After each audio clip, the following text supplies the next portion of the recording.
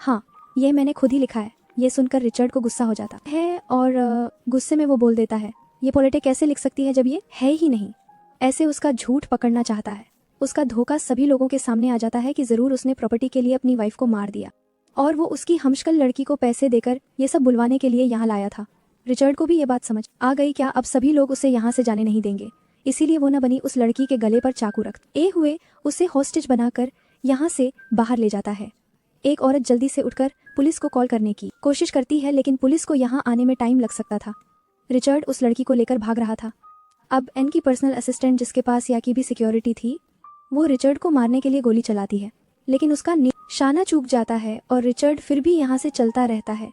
तभी यहाँ पर भागती हुई लोरा आती है और अपने हाथ में पकड़े हुए रोड से रिचर्ड के ऊपर हमला कर देती है, जिससे वो बेहोश हो जाता है। एन बनी हुई उस लड़की की जान बच जाती है और यहाँ पर पुलिस आकर रिचर्ड को अरेस्ट कर लेती है। फाइनली लोहरा का मकसद पूरा हो गया था। उसने ये भी साबित कर दिया था कि लड़की थी और उसने ये भी साबित कर दिया था कि उस दिन उस पर एक लड़की का मर्डर हुआ था और वो लड़की न थी।